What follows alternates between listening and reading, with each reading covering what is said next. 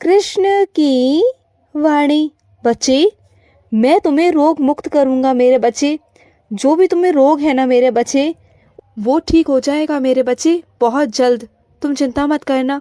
जो भी तुम्हारी बीमारी है ना मेरे बच्चे, वो ख़त्म हो जाएगी मेरे बच्चे। मैं जानता हूँ कि तुम दर दर भटके हो मेरे बच्चे। जगह जगह की तुमने दवाई खाई है, लेकिन आज तक तुम ठीक नहीं हो पाए। लेकिन आज से एक काम करना, आज से रोज़ मेरा स्नान जल 40 दिन तक पीना। तुम पीना, फिर 40 दिन बाद ना तुम मुझसे खुद कहोगे आकर कि कान्हा, मुझे फ़र्क पड़ा। तुम खुद देखना मेरे बच्चे, तुम्हारे अंदर खुद बदलाव नजर आएंगे मेरे बच्चे। तुम ऐसा रोज़ कर कर देखना। जो तुम मुझे स्नान करवाते हो ना मेरे बच्चे, जो उसका जल होता है ना, उसे एक बोतल में इकट्ठा कर लेना मेरे बच्चे, और उसी जल को रोज़ पीना मेरे बच्चे, रोज़। फिर देखना मेरे बच्चे कि तुम्हें कितना फ़र्क पड़ेगा, कितना फ़र्क पड़ेगा मेरे बच्चे। और सुनो, कुछ मेरे बच्चों ने मेरे लिए कुछ नियम बनाया है मेरे बच्चे, तो उस नियम को तोड़ना मत मेरे बच्चे। हाँ, मैं मानता हूँ नियम करने में थोड़ी तुम्हें दिक्कत आती है, लेकिन अगर तुम अपनी ज़िंदगी में, अपनी दिनचर्या में, अपनी आदतों में अगर तुम जोड़ लो ना उसे, तो वो तुम्हारी आदत बन जाएगी मेरे बच्चे। तुम्हें नहीं लगेगा कुछ अलग सा, कुछ अटपटा सा, कि तुम्हें कुछ अलग सा मेरे लिए कुछ करना पड़ रहा है।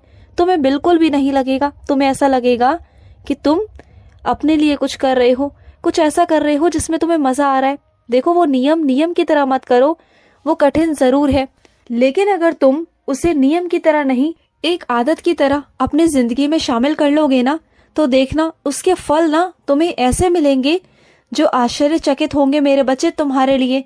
जो आने वाले दिन है ना तुम्हारे, तुम उसमें खुद देखोगे और खुद महसूस करोगे कि इतना कुछ बदल जाएगा तुम्हारी ज़िंदगी में उस नियम की वजह से कि तुम खुद भी सोच नहीं सकते मेरे बच्चे। इतना कुछ बदलेगा, तुम देखना।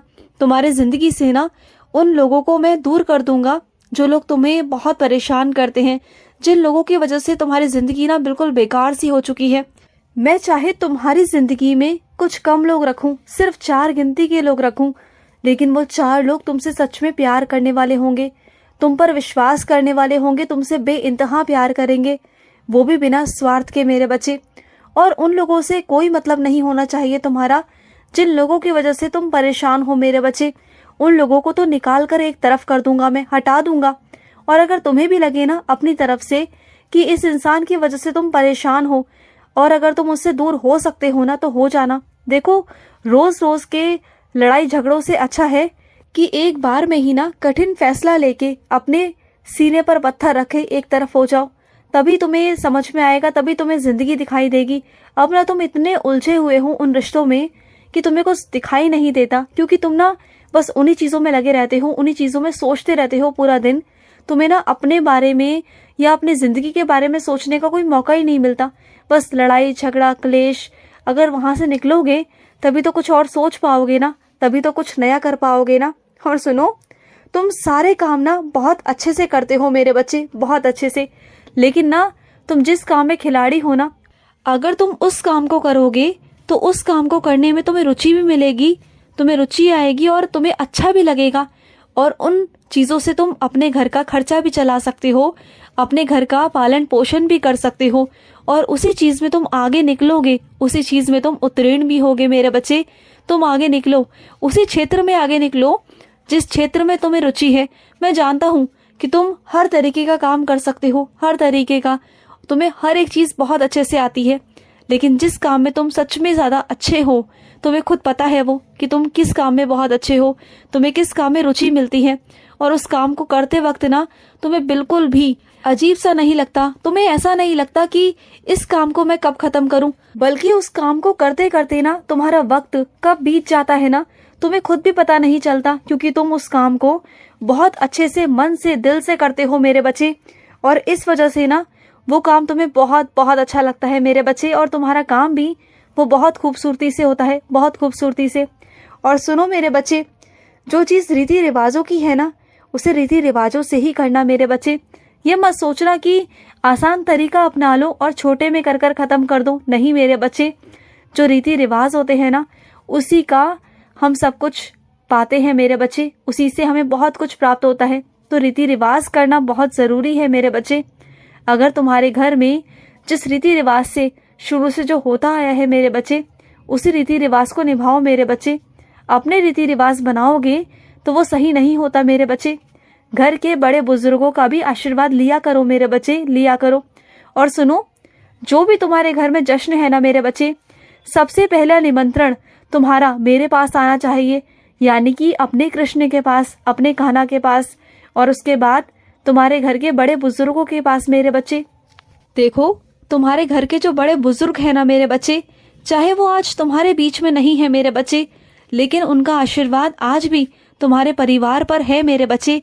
तो उन्हें भी निमंत्रण दो मेरे बच्चे, वो भी तुम्हारे जश्न में शामिल होंगे मेरे बच्चे। उन्हें भी ना बहुत अच्छा लगेगा और वो ढेर सारा आशीर्वाद तुम्हें देके जाएंगे। और मैं तो हूँ ही ना, मैं तो हूँ तुम्हारे पास, तुम्हारा कान्हा। मैं तो आऊँगा मेरे बच्चे, और किसी भी चीज़ की कोई कमी नहीं होगी, कोई भी कमी।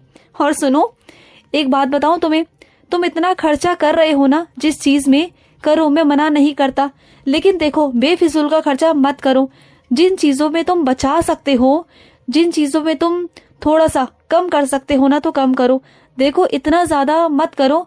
हर इंसान चाहता है कि अच्छे से अच्छा करूं, लेकिन अच्छे के चक्कर में मेरे बच्चे कर्जा मत लेना।